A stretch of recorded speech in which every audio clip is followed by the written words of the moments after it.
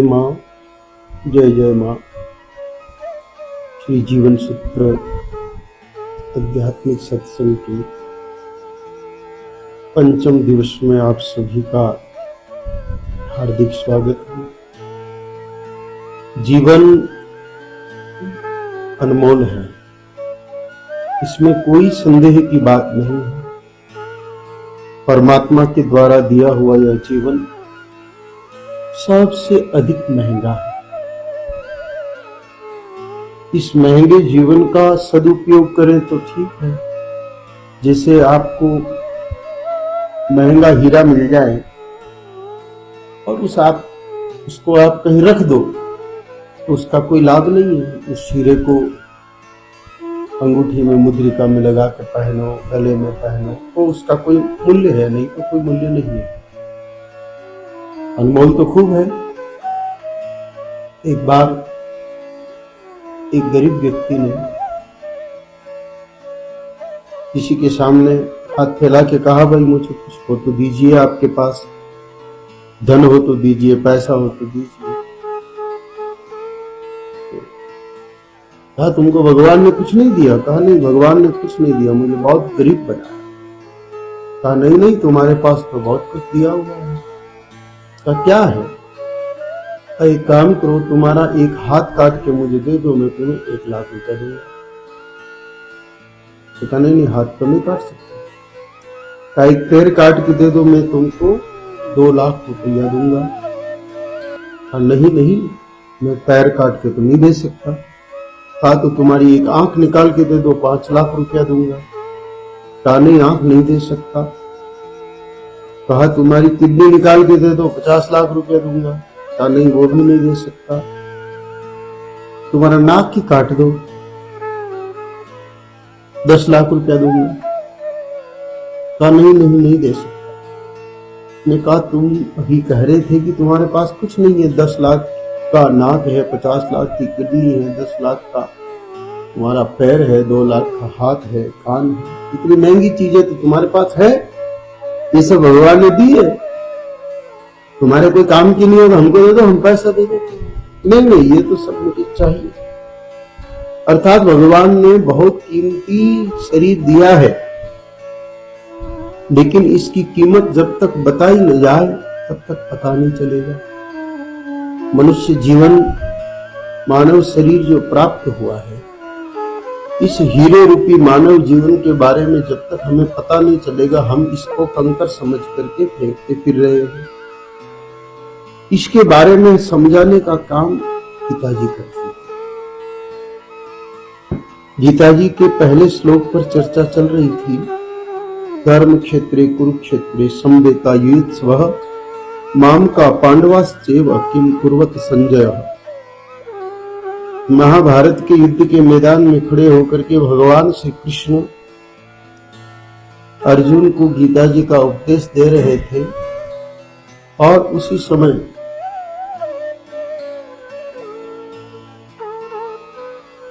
इस दृश्य को जानने के लिए, उस बातचीत को जानने के लिए संजय से धृतराष्ट्र ने पूछा, माम का पांडवाश्चैव किम कुर्वत संजय। मेरे और मेरे छोटे भाई पांडु के पुत्र, मेरे बेटों की सेना और मेरे बेटों के विरोध में खड़े पांडवों की सेना क्या लोग टीवी के 10 एपिसोड किम कुर्वत संजय, क्या कर रहे हैं। आज चर्चा इसी शब्द पर करेंगे। किम कुर्वत, क्या कर रहे हैं, क्या करना चाहिए, क्या नहीं करना चाहिए, ये समझ लेना ही मनुष्य जीवन की असली पहचान है। हमें करना क्या चाहिए, विहित क्या है, और हमें त्यागना क्या चाहिए, ऐसे कौन से कार्य है जो नहीं करने चाहिए।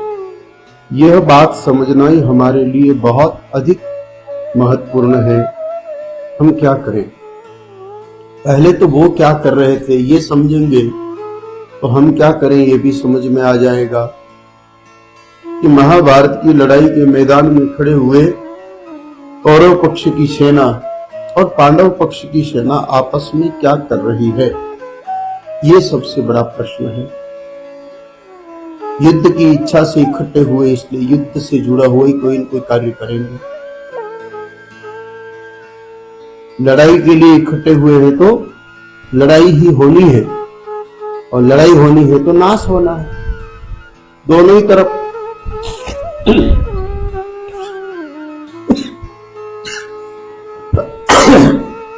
आप विचार करिए, कितनी बड़ी जो सेना थी,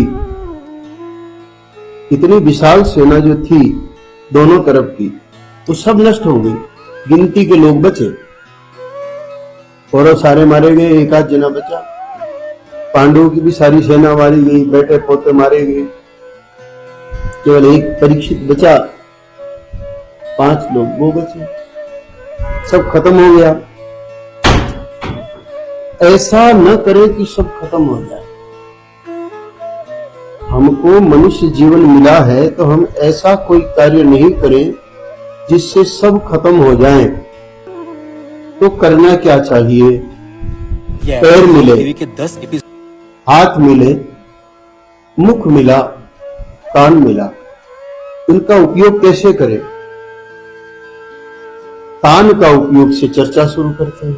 क्या करना चाहिए? कानों का क्या करना चाहिए? कान मिले हमें ज्ञान सुनने के लिए, कान मिले हमें भली बात सुनने के लिए, कान मिले हमें सत्संग सुनने के लिए, कान मिले हमें भगवत चर्चा सुनने के लिए, कान हमको मिले राम जी का नाम सुनने के लिए। लेकिन हमको क्या सुनना अच्छा लगता है? दूसरों की बातें। 2 जने बात कर रहे हो तो कान लगा के सुनते हैं कि ये क्या बात कर रहे हैं। 2 जने कोई बात कर रहे हैं, अब संसार है, 2 क्या 100 मुख है अपने आसपास ही, 100 मुख है, 100 मुख 100 तरह की बात करेंगे। हमको उनमें रुचि नहीं दिखानी चाहिए, पर हमने राम नाम सुनने में रुचि नहीं रखी, हमने भगवान की चर्चा सुनने में रुचि नहीं रखी। हमने रुचि किसमें रखी कि वो क्या बात कर रहे हैं। बड़े ध्यान से सुनते हैं, कुछ लोग छुप के सुनते हैं। कमरे में कोई 2 जने बात कर रहे हैं तो दरवाजे के पीछे खड़े होकर सुनते हैं कि ये क्या बात कर रहे हैं। कान का असली उपयोग ज्ञान सुनने के लिए, सत्संग सुनने के लिए, भली बात सुनने के लिए, राम जी का नाम सुनने के लिए, इसके लिए हमको कान मिले। इन कान का सही उपयोग करना चाहिए। ये कान की बात है। मुख का उपयोग क्या है? इस मुख को क्या करें? मुख से भगवान का नाम ले, मुख से भली बात करें, मुख से किसी दीन दुखी व्यक्ति को दिलासा दे कि भाई राम जी सब बढ़िया करेंगे, चिंता मत कर, सब बढ़िया होगा। ये बात कहें दूसरों को। ज्ञान निकाले मुंह से। लोग टीवी के 10 लेकिन ज्यादा समय हम क्या करते हैं? दूसरों की निंदा, तेरी मेरी इधर उधर की हम लोग खूब करते हैं। खूब चर्चा हमारी दूसरों की निंदा स्तुति में ही पूरी हो जाती है। उसी में हम लोग समय पूरा कर लेते हैं।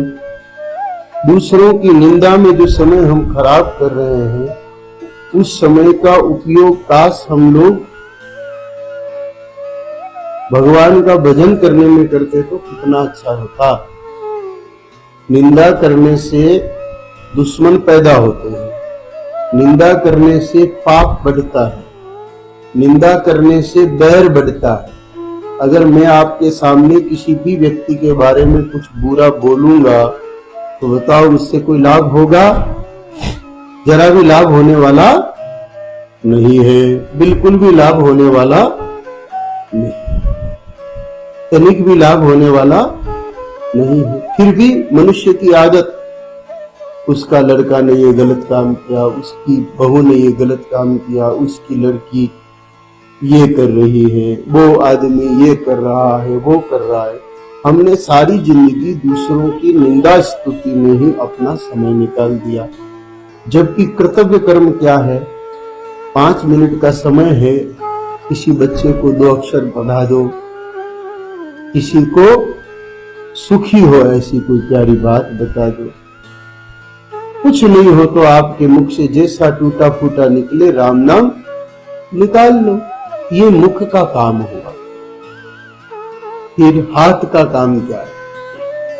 भगवान ने जो हमें कीमती हाथ दिए, यहां गीता जी के पहले श्लोक में कहा है कि किम कुर्वत संजय, संजय वो लोग क्या कर रहे हैं, क्योंकि जो कुछ मिलेगा वो करने का फल मिलेगा।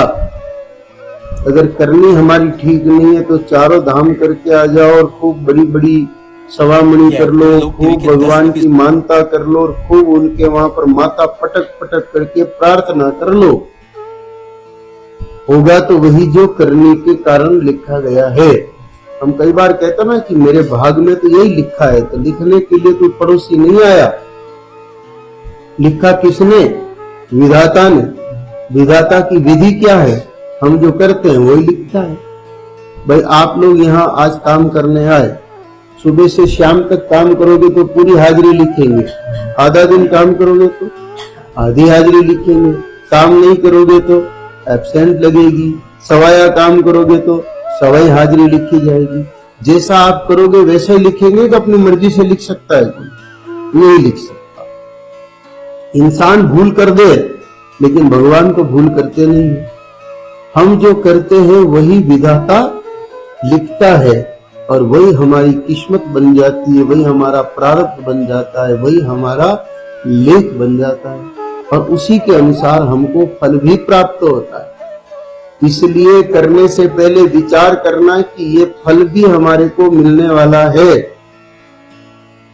हमने हमारे हाथ से किसी के गांव पर दवाई लगा दी तो हमारे होने वाले एक गांव की पीड़ा कम हो जाएगी, और हमने किसी को चोट मारी तो महाराज आज नहीं तो कल हमको उससे दुगना चोट का दुख किसी न किसी रूप में भोगना ही पड़ेगा।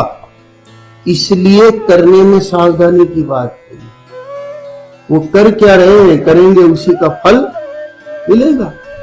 इसलिए प्रश्न है कि वो सब इकट्ठे हुए लोग क्या कर रहे हैं। तो हमें भी भगवान ने हाथ दिया तो हाथ से क्या करें? हाथ सेवा के लिए, लड़ने के लिए नहीं। तलवार भी उठाओ तो किसके लिए? गौ की रक्षा के लिए उठाओ, बहन बेटी की रक्षा के लिए उठाओ, धर्म की रक्षा के लिए उठाओ। किसी को डराने के लिए नहीं, किसी को धमकाने के लिए नहीं, किसी को दुख देने के लिए नहीं उठानी है। हाथ का सही उपयोग है दान। इन हाथों का असली उपयोग क्या है? दान।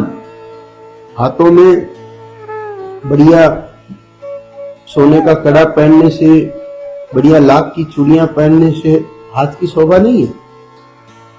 हाथ की असली शोभा तो है दान से। आपको हाथ मिले तो इनसे दान करो, श्रम दान करो, धन दान करो। जो आपके पास 2 बोरी अनाज और कोई गरीब भूखा आदमी आ जाए 2 मुट्ठी अनाज दान करो। आपके पास समय है और शरीर में ताकत है और कोई भगवान का काम हो रहा है, कोई मंदिर बन रहा है, श्रमदान कर दो। इन हाथों से पत्थर उठा के दान। आजकल तो उल्टा होता है, घर बनता है तो मजदूरी 500 रुपए लगेंगे, मंदिर बन रहा है तो 600 लगेंगे। दान तो कहीं रहा उल्टा, ज्यादा लेने की कोशिश होती है। तो हाथों का सदुपयोग नहीं हुआ। इन हाथों का क्या करना चाहिए? इनसे सेवा करना, इनसे दान करना चाहिए। इनसे सेवा की शुरुआत अपने खुद से होगी, अपने परिवार से होगी। सेवा की जो शुरुआत है वो अपने खुद से ही होगी। पहले तो शरीर की सेवा करो, इसको स्वस्थ रखो। फिर परिवार में जो लोग हैं, इस शरीर के रिश्तेदार, आपके नहीं, वो रिश्तेदार असल में किसके हैं ये बात याद रखना। रिश्तेदार शरीर के हैं, आपके नहीं है। आप तो जीव हो, आप तो अजर अमर अविनाशी हो। आप पहले भी थे, राम जी के समय भी आप थे, कृष्ण जी के समय भी आप थे, आज भी आप हो और आगे भी हमेशा रहोगे। शरीर नहीं था, आज है, कल नहीं रहेगा। तो रिश्तेदार भी शरीर के हैं, आपके नहीं है। रिश्तेदार जो है वो बेटा बेटी पत्नी सास बहू ये सब किसके? शरीर के रिश्तेदार है, आपके नहीं। आप जब चले जाओगे तो आपके रिश्तेदार नहीं गिने जाएंगे, आपका तो नाम ही बदल देंगे। आप जैसे ही आप इस शरीर से निकलोगे ना तो शरीर से तो नफरत करने लगेंगे लोग। आप इस शरीर से बाहर निकलोगे उसके बाद शरीर को कोई घर में रखता है? तुरंत ले जाके जलाने की बात करते हैं। जल्दी करो भाई, जल्दी करो, फटाफट करो। कितनी जल्दी होती है? अगर कोई रिश्तेदार पास के गांव में और उसके आने की प्रतीक्षा हो रही है तो 10 बार घड़ी देख ले। अरे क्या हुआ भाई, अकलेरा तो ज्यादा दूर नहीं है, इतनी देर कैसे लग गई, आया क्यों नहीं, जल्दी करो जल्दी करो।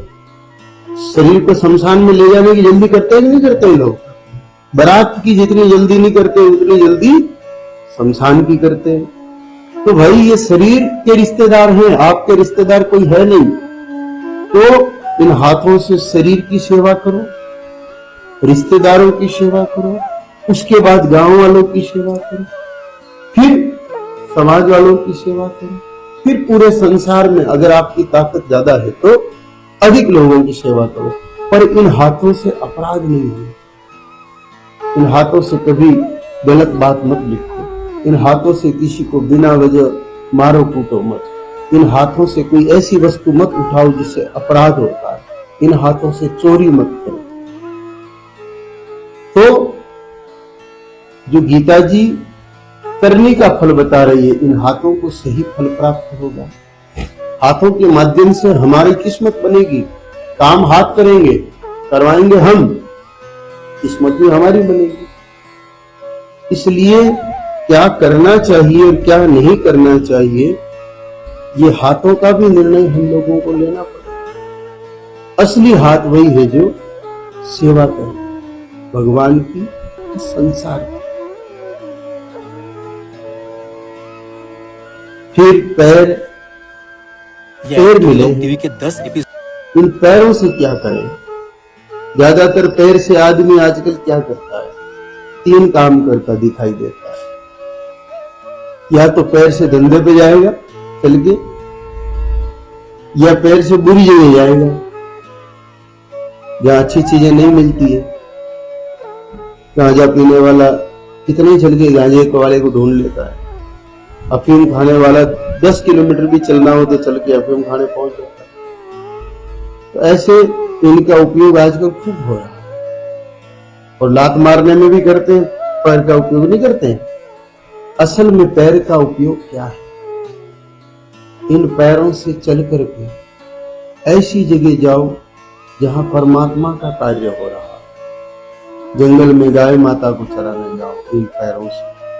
माता पिता को, पड़ोसी को बीमार हो गया तो इन पैरों से चल के हॉस्पिटल, इन पैरों से चल के मंदिर जाओ, इन पैरों से चल करके शुभ काम हो रहा हो वहां जाओ, सत्संग हो रहा हो वहां जाओ। इन कदमों का सही उपयोग यही है, क्योंकि कहा है कि सत्संगत और हरि कथा तुलसी दुर्लभ दोए। ये सत्संग भगवान की कथा दुर्लभ है, उसकी तरफ हमारा कदम बढ़ा तो करोड़ों करोड़ यज्ञ के समान फल भी प्राप्त होता है।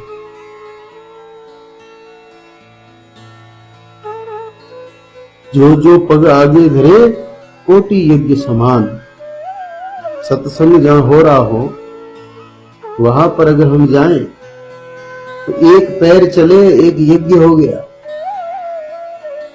एक बार पैर उठा के रखा मतलब एक यज्ञ हो गया। यूं तो यज्ञ कराना कितना बड़ा काम है कि नहीं है? बड़ा खर्चा है, बड़ी मेहनत लगती है, बड़ी तैयारियां करनी पड़ती है। लेकिन महापुरुष कहते हैं कि जब हम संत महापुरुष से मिलने चलते हैं, मन में कोई प्रकार का अभिमान न रखते हुए, ज्ञान का, धन का। कई बार लोग महात्माओं से, साधुओं से मिलने जाते हैं तो कैसे मिलने जाते हैं? बड़ा दिखावा करके। लेकिन कहा है कि संत मिलन को चालिए तज माया अभिमान। अपने पास धन दौलत है तो उसका दिखावा नहीं करना है, ज्ञान का दिखावा नहीं करना है। माया का त्याग करके, अभिमान का त्याग करके और संत से मिलने के लिए जाना चाहिए। संत कौन? जो अच्छी वाणी दे, संत कौन? जो अच्छे मार्ग पर चलने का उपदेश दे। तो संत मिलन को चालिए तजमाया अभिमान, जो जो पग आगे धरे कोटि यज्ञ समान। 1 करोड़ यज्ञ, हमने तो आपको एक यज्ञ के लिए कहा, लेकिन यहाँ ये पद क्या कह रहा है? कोटि यज्ञ समान, 1 करोड़ यज्ञ जितना फल एक पैर संत के पास निराभिमान होकर के, अहंकार रहित होकर के जब हम जाते हैं तो इसका फल हमें कुछ इस प्रकार का प्राप्त होता है। तो पैरों का उपयोग साधु से मिलने, सत्संग में, सदकर्म के लिए जाना, मंदिर जाना, गोचारण के लिए जाना, भले कार्यों के लिए जाना, इन्हीं के लिए हमको यह पैर मिले। ये सारा शरीर जो मिला है, इस शरीर से करना वही चाहिए जो संसार के हित में हो। केवल 1-2 की भलाई में नहीं, जिससे सबकी भलाई होती हो, कीड़ी की भी भलाई हो, हाथी की भी भलाई हो। पुराने जमाने में गेहूं इत्यादि निकालते थे तो जो खेत में बाली डांगी गिर जाती थी उसको उठाते नहीं थे, ये तो कीड़ी मकोड़ी के लिए है, सबकी चिंता करते थे। ज्यादा पुरानी बात नहीं है, 10-20 साल पहले तक गर्मियों में सब लोग मटका फोड़ के आधा करके डोरी से बांध के आंगन में नीम के पेड़ पे लटका के पानी भरते थे कि गर्मी का मौसम है भाई, जीव जंतु पानी पिएंगे। आटा डालते थे कीड़ियों को, कसार। कबूतर को दाना हर घर से डाला जाता था, हर परिवार से डाला जाता था। अब आप विचार करो, आजकल धीरे धीरे ये सारा क्रम खत्म हो रहा है। दूसरों के हित के लिए जो काम हम लोगों को करना चाहिए वो काम आजकल हम लोग करते नहीं है। हमारा हित किस में है? दूसरों के हित में। ये बात आप मान लीजिए, इस संसार का नियम है। आप गेंद को जितना जोर से मारोगे उतनी आपकी तरफ आए। कुएं में आप जितना जोर से राम बोलोगे तो वापस अंदर से राम सुनाई देता है, और जितना जोर से गाली देंगे उतना जोर से गाली सुनाई देती है। तो हम अगर अपना भला चाहते हैं, और अपनी असली भलाई किसमें है? अपनी वास्तविक भलाई किसमें है? अपनी वास्तविक भलाई है भगवान मिल जाए उसमें। कई बार लोगों को लगता है कि मेरे तो बच्चों का ब्याह हो गया, मेरे तो घर अच्छा बन गया, बैंक में बैलेंस है, बढ़िया गाड़ी है, बस मेरी भलाई हो गई। नहीं, ये तो सब यही छूटेंगे, बच्चे भी यही रहेंगे, घर भी यही रहेगा, गाड़ी भी यही रहेगी, लेकिन साथ में आएगी पुण्याई, साथ में आएगा हमारा सदकर्म। इसलिए करने के नाम पर जो कमाई है वो है अच्छे कर्म करके भगवान से मिलना। भगवान से मिलना जुलना जो है वो अच्छे कर्मों का फल ही है। अकेली भक्ति से भी भगवान नहीं मिलते, इसलिए सदकर्म करना बहुत जरूरी है, भले कर्म करना बहुत जरूरी है। अब सदकर्म क्या है? ये तो पूजा पाठ सब सदकर्म ही है, लेकिन पहला सदकर्म है सेवा। एक महात्मा के बारे में कथा आती है, दक्षिण भारत के महात्मा रामेश्वरम में विराजा करते थे, रामेश्वरम नगरी में। एक बार सबका मन हुआ भक्तों का कि अपन चलते हैं और गंगोत्री से जल ला करके भगवान रामेश्वरम का अभिषेक करते। बुरा काम तो नहीं है, अच्छा काम ही है। पूरी भक्तों की लंबी टोली टोली थी, वो टोली गई और कंधे पर बांस की डंडी के दोनों तरफ मटके बांध दिए, गंगोत्री में जाके स्नान किया और वो जल भर लिया, और जल भर के वो लोग चल पड़े। गंगोत्री से पैदल पैदल चले, रामेश्वर नगरी में पहुंच गए। रामेश्वरम में पहुंच गए। महादेव जी का मंदिर थोड़ा ही दूर था। सब भगत बड़े उत्साह से भगवान महादेव का जयकारा लगाते लगाते जा रहे थे। सब पहुंच गए अच्छे से, एक भगत थोड़ा सा मंदिर से दूर रहा। इतने में उसने देखा कि गर्मी का मौसम है और एक गधे को चक्कर आ गया और गधा जमीन पे गिर गया। सामान्य तौर पर कोई चक्कर आके गिर जाए तो सबसे पहले हम लोग क्या करते हैं? पानी पिलाते हैं, यही करते हैं ना। तो अब उस गधे को चक्कर आ गया तो वहां आसपास देखा तो कहीं पानी था नहीं। उसके कंधे पे वो 2 मटके जो गंगोत्री से कई महीनों पैदल चल करके जल लाया था, उसने वो जल गधे को पिलाया। अब बाकी जो लोग थे वो हंसे उस पर, अरे पागल, इतना पैदल चला, इतनी मेहनत की और इतना दूर से जल लाया, भगवान महादेव पर चढ़ाने के बजाय तूने इस गधे को पिला दिया। ऐसे हंसते हुए निकल गए और वो भगवान महादेव के लिंग के ऊपर जल चढ़ाने लगे। उधर उसने भगवान महादेव से वही बैठे बैठे प्रार्थना की कि प्रभु, ये एक्टर लोग टीवी आपके ही भक्तों के मुंह से सुना है कि सेवा सबसे बड़ी भक्ति है। ये गधा मर रहा था प्यास के मारे, इसलिए मैं आपके लिए जो जल लाया है इसको पिला दिया। आप जैसा न्याय हो वैसा करना। ऐसा करते ही कि उसने जैसे आंख खोली तो उस गधे की जगह वहां पर भगवान महादेव जी बैठे हुए थे और कहा कि बेटा, तेरी परीक्षा थी यही। गधे को तो सबने देखा, उन्होंने गधा चक्कर खा रहा था, ये सबने देखा, धरती पर गिरते हुए भी सबने देखा, लेकिन सेवा तूने की। प्राणी मात्र की सेवा करना ही सच्ची भक्ति है इस शरीर से। बाकी भक्ति तो मन से कर लो, पर शरीर जो मिला है, इस शरीर से किसी भी जीव की सेवा ही मेरी असली भक्ति है। इसलिए मैंने तुम्हें दर्शन दिए।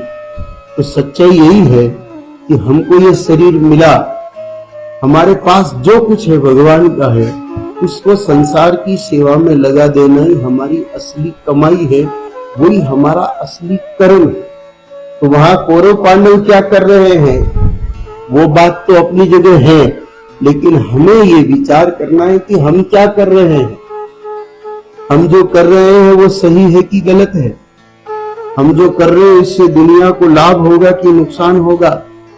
हम जो कर रहे हैं उससे किसी का घर बसेगा कि उजड़ेगा। हम जो कर रहे हैं उससे किसी का प्राण बचेगा कि प्राण जाएगा। हम जो कर रहे हैं उससे कोई प्रसन्न होगा कि दुखी होगा। हम जो कर रहे हैं उससे किसी की उन्नति होगी कि नाश होगा। ये विचार हम लोगों को करना है और फिर वो वही कर्म करना है जिस कर्म से दूसरों का हित होता है, दूसरों की भलाई होती है, दूसरों को लाभ होता है। ऐसा कोई कर्म इस मनुष्य शरीर में खोली में आके नहीं करना है जिससे दूसरों को नुकसान हो। कुछ लोग कहते हैं कि दूसरों के नुकसान से ही हमारा जीवन चलता है। जैसे कसाई है, बकरी को मार के, मुर्गी को मार के और जीवों को मार के अपना घर चलाता है। वो कहता है मेरा तो घर इसी से चलता है। तेरा घर इसी से चल रहा है, तेरे को कर्म बंधन में भी यही बांधेगा। अरे भाई, घर चलाने के लिए तो बहुत सारे साधन हैं। चना बेच के भी काम चल सकता है, पत्थर डाल के भी पेट भरा जा सकता है। तो फिर किसी प्राणी का वध क्यों? वो जितनों को मार रहा है उतनी बार जन्म उसको लेकर के उन सब के हाथों मरना पड़ेगा। मुक्ति संभव नहीं है। इसलिए हम लोगों को भी इस बात की सावधानी रखनी है कि उन्होंने जो किया उस पर तो विचार करना ही है, लेकिन हम क्या कर रहे हैं उस पर अधिक विचार करें। रोज शाम को सोने से पहले 10 मिनट बैठो और पूरे दिन का लेखा निकालो कि सुबह में उठा, उसके बाद कितने लोगों को दुख दिया और कितनों को सुख दिया, कितने से प्रेम से बात की, कितने से गुस्से से बात की, कितनों को मारा पीटा और कितनों की सहायता की। जो अच्छे अच्छे काम किए वो हमारे लेखे में है, बुरे काम किए वो सब हमारे कर्मों में वापस बंधन के रूप में सामने आने वाले हैं। तो अब ये करें कि जो बुरे काम किए उसके लिए भगवान से प्रार्थना करें कि माफ कर दो, आगे से नहीं करेंगे। और जो अच्छे अच्छे काम किए उन कामों को वापस करने का हमारा मन बने। यही गीता जी का असली उपदेश है कि हम भले काम में अपने को लगाएं और बुरे काम का त्याग करें। भला काम कब होगा? जब हम इस शरीर को अपना नहीं मानेंगे। ये तो मिला हुआ है, शरीर में नहीं, शरीर मेरा नहीं, शरीर मेरे लिए नहीं, ये तो संसार से मिला है, 100 साल के लिए मिला है, वापस चला जाएगा। जब तक है इसका सदुपयोग करें। इन्हीं भावनाओं के साथ आज के 5वें दिन के इस आध्यात्मिक सत्संग को पूर्ण करते हैं। जय माँ, जय जय माँ। ओम।